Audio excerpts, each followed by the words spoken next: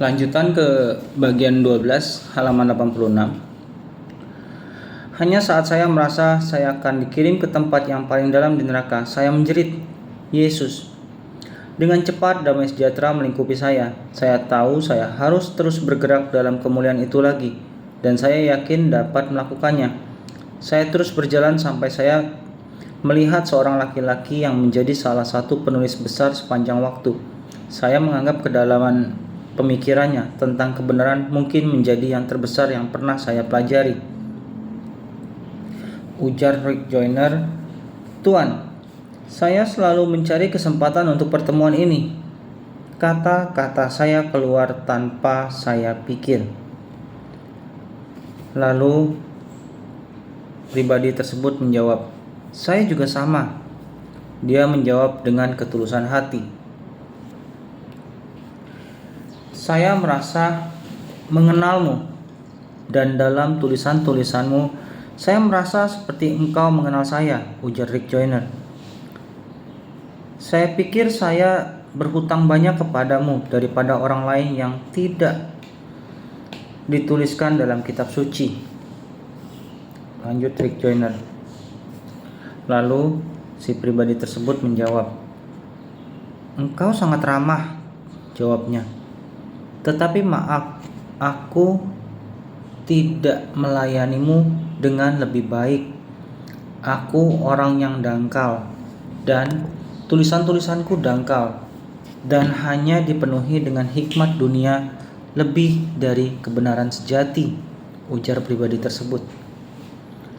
Lalu Rick Joyner berkata, "Sejak aku di sini mempelajari semua yang sudah kupelajari, saya tahu bahwa ini adalah benar, tetapi saya masih berpikiran bahwa mereka adalah orang paling baik yang ada di bumi," jawab Rick Joyner. "Benar," penulis terkenal ini membenarkan dengan tulus. "Hal ini sangat menyedihkan. Setiap orang di sini, sekalipun orang-orang yang duduk paling dekat dengan raja, mereka juga akan hidup dalam hidup yang berbeda jika mereka bisa mengulangnya. Tetapi pikirku, aku akan hidup lebih berbeda dari kebanyakan orang. Aku dihormati raja-raja, tetapi aku mengecewakan raja di atas segala raja. Aku menggunakan karunia-karunia yang diberikan kepadaku untuk menarik lebih banyak orang ke diriku sendiri dan menganggap hikmatku melebihi Tuhan. Di samping itu, aku hanya mengenal Dia dengan pendengaran, yang merupakan jalan menarik orang untuk mengenal Dia yang agung. Aku membuat mereka tergantung padaku dan orang lain menyukaiku. Aku membuat mereka berbalik lebih ke alasan deduktif daripada Roh Kudus yang hampir tidak aku kenal. Aku tidak membimbing orang-orang ke Yesus, tetapi membawanya ke diri saya sendiri dan orang lain yang sepertiku, yang pura-pura mengenal Dia Sang Raja. Saat aku melihat Dia di sini, aku ingin menghancurkan tulisan-tulisanku seperti yang dilakukan Musa pada lembu emas. Pikiranku adalah idolaku, dan aku ingin setiap orang menyembah pikiranku. Penghargaanmu tidak menyebabkan aku bersukacita. Jika aku menghabiskan banyak waktu untuk mengenal Dia, seperti yang kulakukan untuk mengenal Dia hanya untuk memberikan kesan kepada orang lain tentang pengetahuan saya, maka akan banyak orang yang berada di tingkat bawah akan duduk di tata yang disiapkan untuk mereka, dan banyak orang lain yang akan memenuhi tempat ini. Lalu Rick Joyner berkata, "Saya tahu dengan berada di sini bahwa penilaian Anda terhadap pekerjaan Anda adalah benar. Tetapi apakah Anda tidak sedikit keras dengan diri Anda sendiri?" tanya Rick Joyner. Pekerjaan Anda menjadi makanan rohaniku bertahun-tahun, sama seperti banyak orang lain. Lalu si pribadi ini berkata, aku tidak begitu keras pada diriku sendiri. Semua yang aku katakan adalah benar, seperti yang sudah dikonfirmasikan saat aku berdiri di depan tahtanya. Aku menghasilkan banyak, tetapi aku diberikan talenta yang lebih banyak dari orang-orang di sini. Tetapi aku menguburnya di bawah ambisi dan kebanggaan rohaniku. Seperti Adam yang dapat membawa seluruh ras manusia ke dalam masa depan yang penuh kemuliaan, tetapi kegagalannya menuntun jutaan jiwa masuk dalam tragedi paling menyedihkan. Dengan otoritas muncul tanggung jawab. Semakin banyak engkau diberi otoritas, maka engkau semakin berpotensi untuk melakukan kebaikan atau kejahatan. Orang-orang yang memerintah bersama dengan dia untuk waktu-waktu yang lalu akan mengetahui tanggung jawab yang mendasar. Tidak ada manusia yang dapat berdiri sendiri, dan setiap kegagalan manusia atau kemenangan bergema jauh melebihi pemahaman kita. Bahkan untuk generasi yang akan datang, ribuan orang yang dapat saya bimbing secara benar akan menghasilkan jutaan orang. Setiap orang yang memahami hakikat otoritas tidak akan mencarinya, tetapi hanya menerimanya saat mereka tahu bahwa mereka memikul kuk yang dipasang Tuhan, dan hanya Dia yang dapat membawa otoritas tanpa tersandung. Jangan pernah mencari pengaruh untuk dirimu sendiri, tetapi carilah Tuhan, dan Dia dengan rela akan membawa kukmu. Pengaruhku tidak akan menjadi makanan dalam hatimu, tetapi lebih sebagai makanan kebanggaanmu akan pengetahuan, ujar pribadi tersebut. Lalu Rick Joyner kembali bertanya, bagaimana saya tahu saya tidak melakukan hal yang sama? Sembari Rick Joyner memikirkan tulisan-tulisan karya pribadi tersebut. Belajar untuk menunjukkan persetujuan dengan Tuhan, bukan manusia. Pribadi tersebut menjawab sambil kembali ke tempat pangkatnya. Sebelum dia menghilang, dia menoleh dan tersenyum sambil berkata nasihat yang terakhir, jangan mengikutiku. Pada perkumpulan besar orang yang pertama, saya lihat ada banyak laki-laki dan perempuan, Tuhan dari zaman dan sejarah saya. Saya berhenti dan berbicara kepada mereka. Saya terus-menerus terkejut bahwa begitu banyak orang yang diharapkan untuk menduduki posisi tertinggi berada di posisi terendah di kerajaan. Beberapa orang menceritakan dasar yang sama. Mereka jatuh ke dalam dosa kebanggaan yang mematikan setelah kejayaan mereka, atau jatuh dalam kecemburuan saat orang lain lebih diurapi daripada mereka. Yang lain jatuh dalam hawa nafsu, keputusan atau kepahitan mendekati akhir hidup mereka, dan harus diambil sebelum mereka menyeberangi garis menuju ke kebinasaan.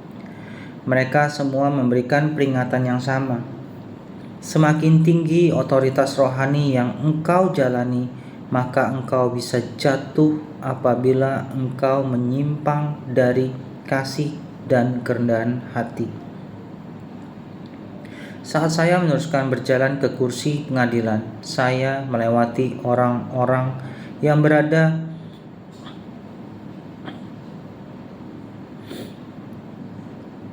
di posisi lebih tinggi di kerajaan. Setelah banyak selubung muka saya disingkapkan, Melalui perjumpaan-perjumpaan saya dengan orang-orang yang tersandung hal yang sama, saya mulai bertemu orang-orang yang dapat mengatasinya.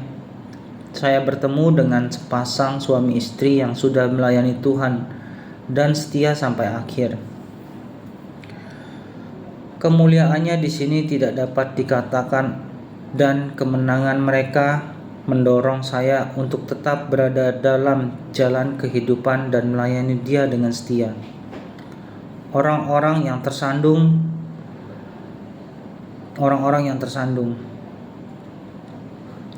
dengan cara yang berbeda-beda. Orang-orang yang sudah terbuka selubungnya, mereka tidak menyimpang dari ketaatan dan perintah terbesar, yaitu mengasihi Tuhan. Dengan ini mereka sudah melayani Tuhan, bukan manusia, bahkan manusia-manusia rohani. Orang-orang ini adalah orang-orang yang menyembah anak domba dan mengikuti Dia kemanapun Dia pergi. Ketika saya masih separuh jalan ke tahta kemuliaan luar biasa, dari posisi pertama tampak berbeda dari kemuliaan-kemuliaan yang saya lewati. Keindahan-keindahan paling besar di bumi tidak dapat ditemukan dimanapun di surga. Dan saya juga diberitahu bahwa ruangan ini adalah alam surga yang luar biasa, tidak dapat digambarkan.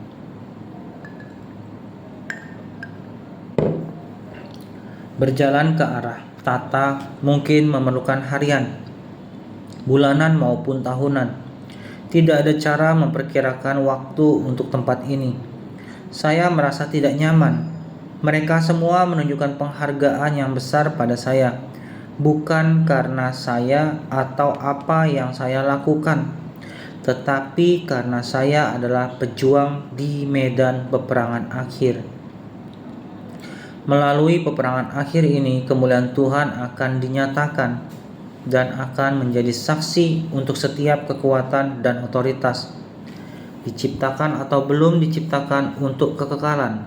Selama perang ini, kemuliaan salib akan dinyatakan dan hikmat Tuhan akan dikenal dengan cara yang khusus. Untuk berada di peperangan ini adalah penghormatan terbesar yang diberikan kepada manusia. Saat saya mendekati kursi pengadilan Kristus, orang-orang yang berada di jajaran tertinggi juga duduk di singgasana yang semua adalah bagian dari tahtanya.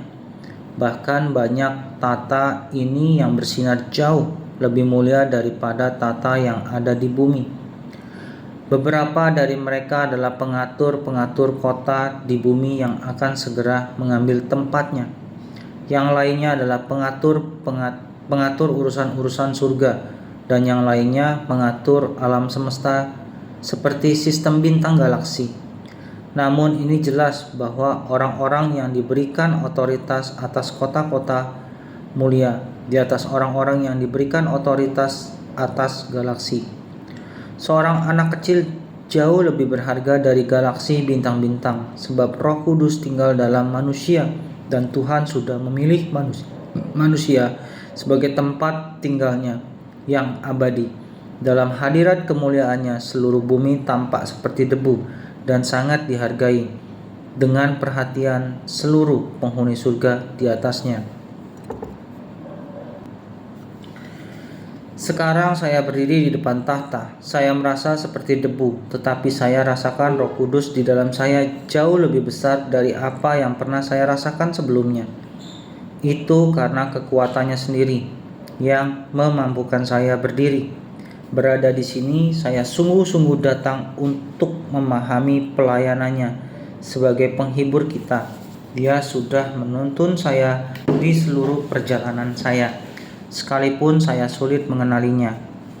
Tuhan itu sangat lembut dan sangat dahsyat daripada yang saya bayangkan. Padanya saya melihat hikmat yang menemani saya mendaki ke gunung dan merasakan keakraban teman-teman saya di bumi. dan merasakan keakraban teman-teman saya di bumi.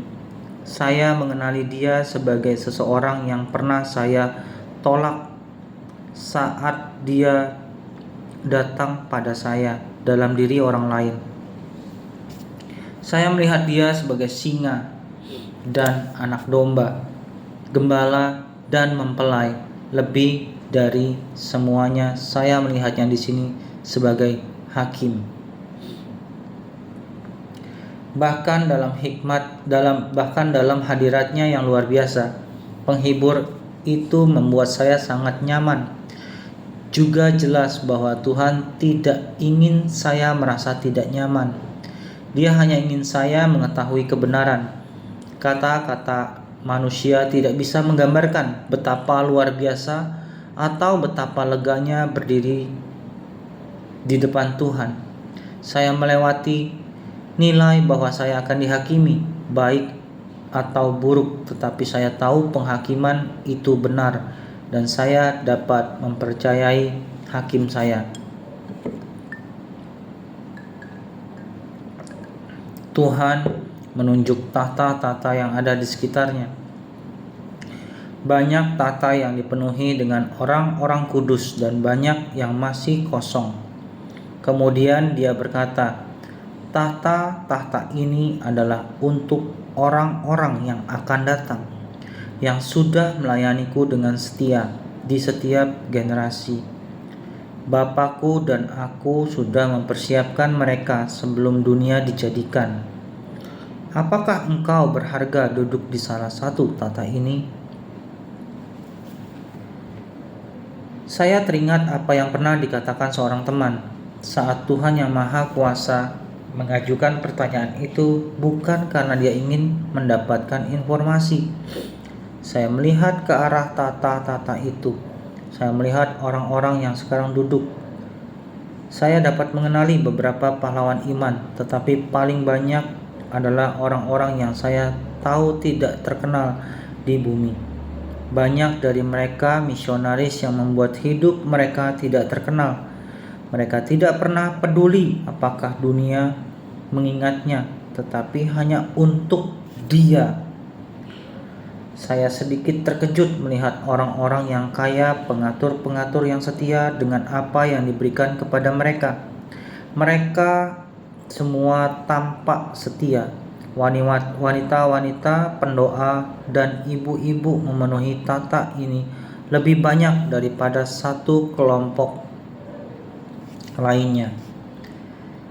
Tidak mungkin saya menjawab dengan ya atas pertanyaan Tuhan jika saya menganggap saya berharga duduk di sini. Saya tidak berharga duduk di sini dibandingkan dengan semua yang ada di sini.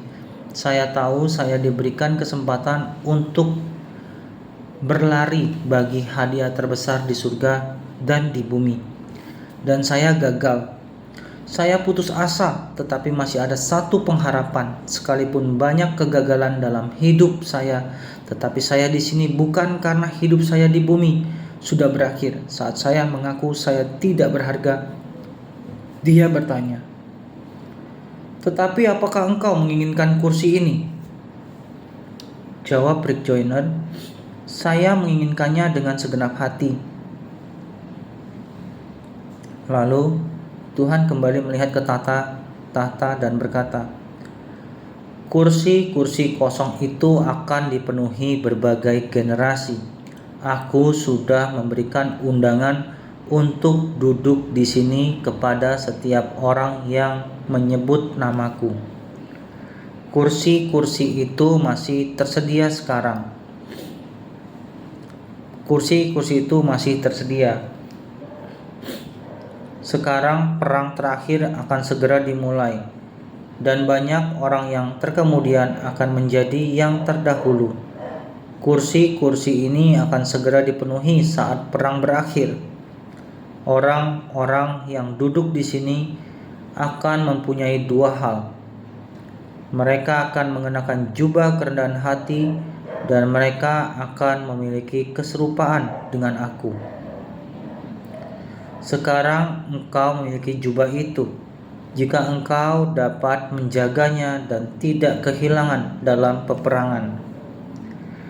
Ketika engkau kembali, engkau juga akan memiliki keserupaan denganku. Lalu engkau menjadi berharga duduk di sini bersama mereka, sebab aku akan membuatmu berharga. Semua otoritas dan kekuasaan telah diberikan kepadaku, dan aku sendiri yang dapat menggunakannya. Engkau akan menang dan engkau akan dipercayakan dengan otoritasku, hanya jika engkau benar-benar tinggal di dalamku.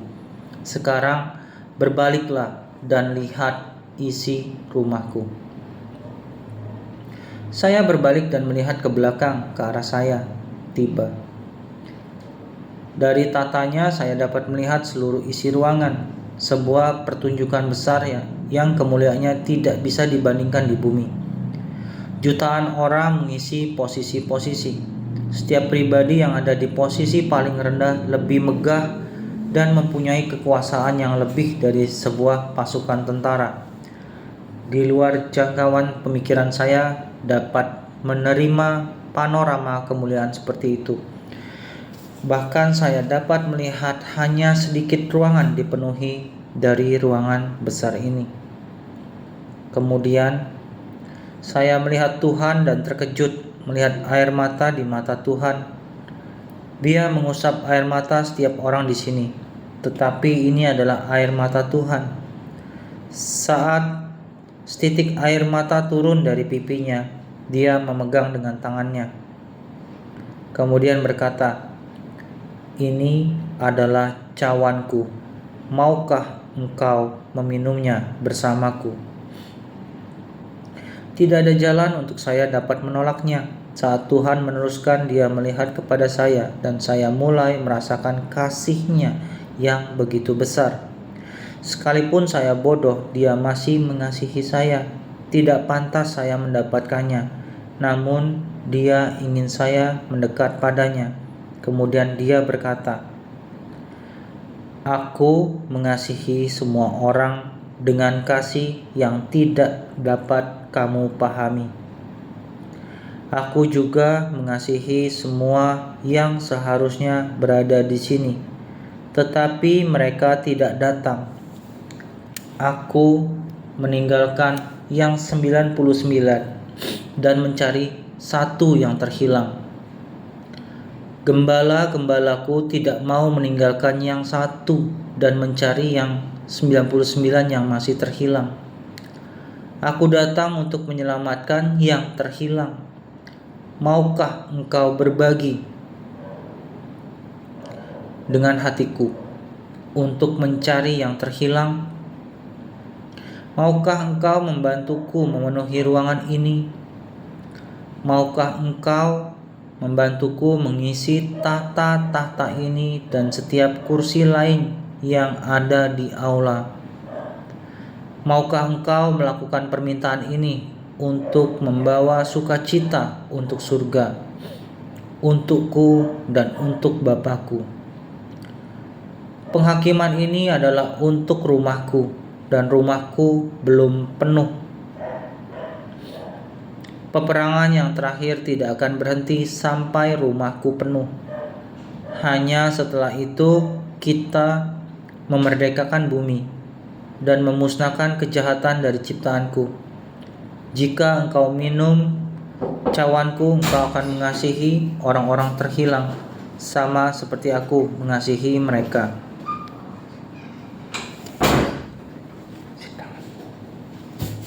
Ada PR saya? Tapi aku banyak sih soalnya. Oke. Nanti silakan terus ditanyakan ya. Koko lanjutin dulu sampai selesai ya. Jangan terlalu berisik dulu ya.